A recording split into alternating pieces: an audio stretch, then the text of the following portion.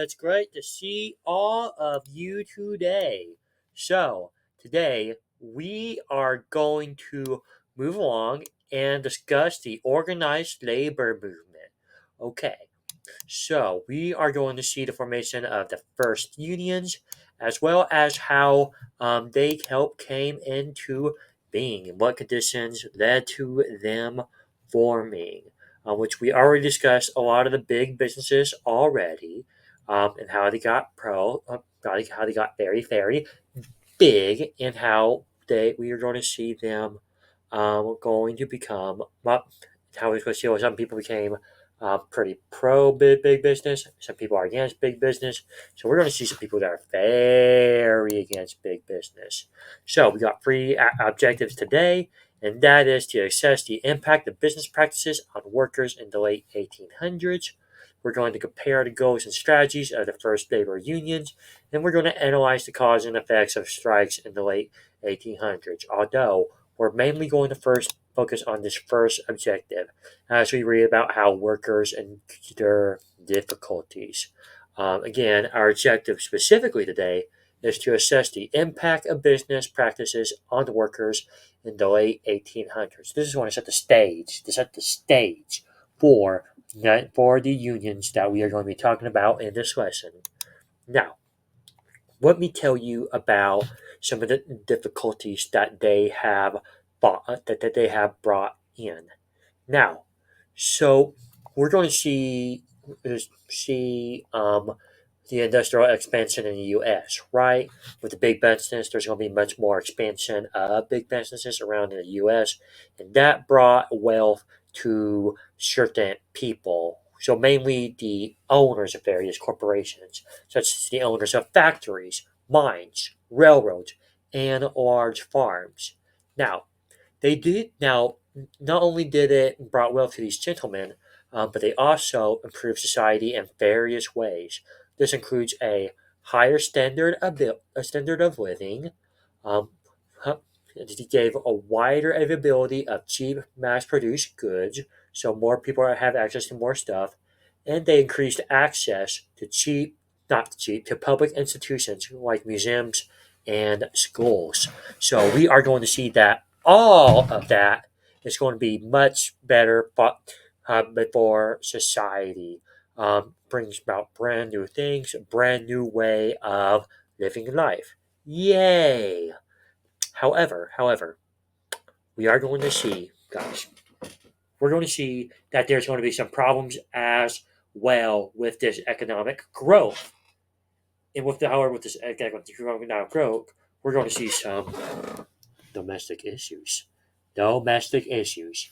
So, what's the kind of domestic issues? Well, we're going to see that many workers are going to just struggle to survive. And they face ridicule and discrimination. Not sure if you can hear it right now, but I have some cops outside my building. That's crazy. But anyway, um, they have like these workers. They often face ridicule and discrimination.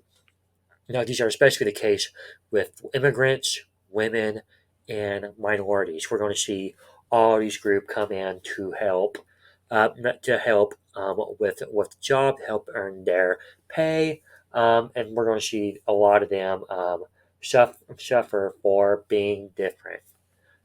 Now, it gets even more crazy.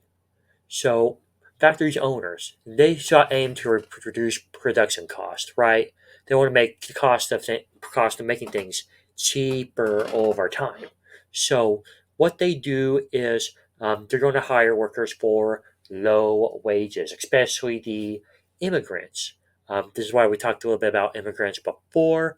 But immigrants are going to be very, very big. We're going to see a lot of workers be immigrants from various not various companies, various nations, other countries, and they are going to have similar characteristics. They're going to be very, very far from their home land and the land that they're not necessarily familiar with.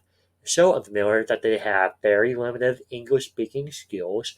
They know the tools of their trade, but they don't know how to communicate well in the English language, and they are often very, very poor. They started off from nothing, coming to America in order to build it. to build their living, but because they had nothing coming in to America, they're often poor. And likewise, they have a lot of these factory owners employed women in these sweatshops. These were very, very horrible conditions. They were were like it was a lot of difficulties living in there. They had to, and the people living there, the women, they had to work long, long hours making mass-produced goods. It was up to a lot of these women to help build things, small things, so they could be mass-produced, and they were paid very, very cheaply. Now, moving on, let's talk about the factory conditions itself. Like, how bad were these factories? How bad were these sweatshops? Well, guys.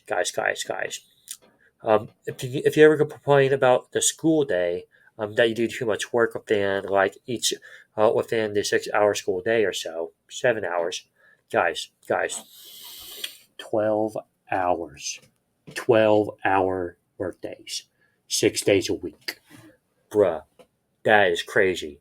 And likewise, these sweatshops that a lot of the women working in, they were small, they were hot, and they were dark, and dirty. I'm not gonna get dirty for you guys because I'm always squeaky king. But anyway, they also there's often very poor lighting. The species were overheated again, and they suffered from very bad ventilation. There wasn't much oxygen, and the room was always filled with dust or something along those lines.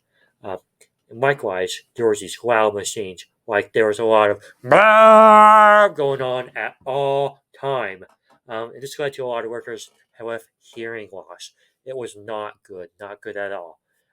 However, despite these conditions, we're going to see that employers have a steady supply of labor. You know why they always have labor despite these very terrible conditions? Because there were so many workers. There was a surplus, meaning that there was over the usual amount. There was a lot of workers and coming in play here, that they could always replace any overworked, broken, or even dead worker that they may have during this time. So, likewise, we're not just going to see immigrants. We're not just going to see women. We are going to see children in the workplace. We're going to see a lot of kids making ends meet, and we're going to be hard workers during this time. So, guys, how long is it? Let's see. So, we're going to see these conditions with industrialization, with how often they work and the labor needed. It's going to need families to have children.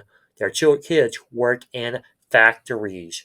Um, there's going to be a lot of kids that will just a little bit be like, blah, blah, blah, blah, just building, making cheap mass-produced goods in order to survive. You see, these adults, the adults of the family, they were paid very low wages. They were not getting anything. Like the average worker in McDonald's today was getting paid like like more than they were, for at least for the more value with everything money could do with today. These low wages for adults means that both parents needed to have jobs. There was no like single parent working, single parent stay at home. Both parents needed to work, and the children could join their families in the factories. They could earn wages to help the family survive. Um, Likewise, quite literally, some families would just work with their kids, making the same thing all day, to keep them off the streets where they could be harmed by, I don't know, certain criminals, certain unsavory fellows, if you will, and keep them near their parents. So while they were watching the work, they could also watch their kids work. Fun. Now, now. How young were these kids? Well, we have kids as young as 8 years old. I bet a lot of you were playing Minecraft when you were 8 years old, making stuff, while these kids were making stuff in real.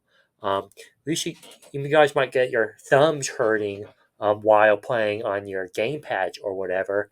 We have kids just lose their fingers in accidents while working at their jobs. These places were dangerous, all sorts of different machinery that could cut off their fingers, break their arms, even kill them. These places were crazy, guys. These places were crazy. These textiles mills, they'll take your finger off in an instant. So that was considered to be an average day if a kid lost their fingers. Now, but and like we have so many kids working in these times, so many kids working during this time. So by the late 1800s, we're going to see nearly 1 out of 5 kids ages 10 through 16 work rather than attending schools. In fact, look to the kids around you. Look to the kids around you. Look to the left. Uh, look to the left. Look to the right. Well, I guess from the screen, it's the reverse, so it's more like look to the right, to your left. Well, yeah, it's still look. Point is, look to your left and right, and for every 5 of you, 1 of you will be working in a factory. 1 of you will probably be losing their fingers. Think about it. Um, and likewise, these conditions stunted their physical and mental growth. Remember, you had from the machines at all times, which led to a lot of hearing. We're going to see a lot of kids because the cramp with carrying a lot of heavy stuff. They're going to be like with a hunchback all the time, and we're going to see that because they aren't getting much education, they're going to be dumb as bricks, dumb as the material that they're working with. They're not going to be much smart at all. You guys watching this video right now, you are smarter than these kids. Because all they did was work, work, work. You guys are learning. Um, and this was a big, and these kids that are being stunted right now just concerned a lot of people, social workers, adults. They lobbied to end child labor, and they were promoting alternatives like education or childcare to make sure that they are either learning to be a better member of society or learning how to take care of children for themselves or for other people. Now, okay, and likewise, we're going to see a lot of that in mind, but we're going to continue on to company towns. So, what are company towns? So, hypothetically, imagine if there was there was a town ran by Walmart or a town ran by Amazon, where they built their own houses for people to live in. They had their own stores that people would just shop in, and they were often traded by either just regular money or the credit from the business themselves. Just take if they wanted to buy something, help pay for rent. They would just help pay with the paycheck that was already have. Um, and did, if you imagine that scenario, that was actually real during this time. That was just what a lot of companies, like some of the bigger companies, did. They employed workers to live in these company towns. They especially live in isolated areas, like in mining communities. We have parents, families working in the mines. You guys played Minecraft. These kids played Minecraft for real. Um, and they lived in the Minecraft towns, these company towns. Um, so with that in mind, these housing and stores, like I said, they were controlled by the business, and workers were often forced to buy goods at the company stores, often on credit with higher interest rates. So, guys, what that means is if they wanted to buy something, they bought it on credit, means they promised to pay back later, but the actual price will increase over time. The later they'll pay back, the rate that they will go up is actually very, very high. Okay, so they're often trapped to work more and more because of these high interest rates. Now, these workers, they were trapped in debt. They were forced to live in these company towns forever. They were forced to they couldn't really move or advance in life due to the company's control over their wages and expenses. And this is a system that we nowadays call wage slavery. They were slaves to the system, literally. They were forced to live in these company towns. They were forced to buy things at the company store. They were forced to live that company lifestyle. They had no freedom to maneuver around, and they were unable to achieve the American dream in that way. Now, like if they were like what happens if they did try to leave? Well, guess what, guys? Guess what? We talking about wage slavery, like they were metaphorically in handcuffs. Well, guess what, guys? They would be arrested. They would be arrested if they left without paying their debts. Like they could do nothing if they want, before paying their debts. Like they were just stuck there. And likewise, these company towns they often reinforced ethnic segregation. So we're going to have Mexican immigrants. We're going to see African Americans. We're going to see Chinese immigrants. They were separated into their own towns. Imagine a Amazon Mexico or Amazon for African Americans, Amazon for Chinese people, and they all had their own towns and had their own stores, and they were stuck there or they're working in the mines forever. This, what, or at least they were thinking they were going to work there forever. This is the life that many people lived in back then.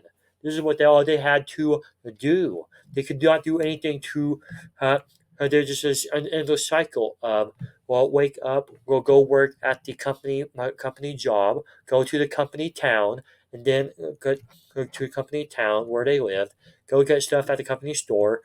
They buy it on credit, which they know they can't pay back because of the high interest rates. They're always in debt. You're just going around and around. You just go work at these terrible conditions with a lot of dust in the air that gets to your throat, which ultimately affects your breathing over time.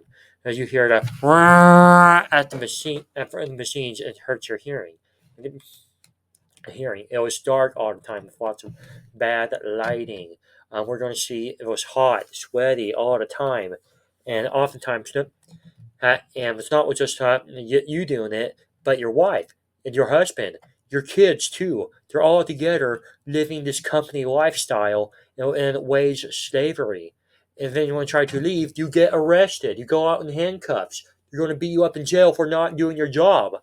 This is just the life that they lived in, and for these reasons, we're going to see the Union rises. But that is a story for next time.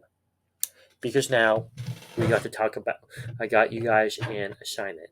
So for reference, I know it says formative, but it's not going to be online. I have these printed out for you guys. I want you to do questions 1 through 5, and I want you to do 1 and 4 on in the race format. You can find the answers on free 93 and free 95, guys. Okay? Well, I guess we'll see more how the unions will fight against all of these conditions next time. It's wonderful to see you all. You have a great day. Goodbye.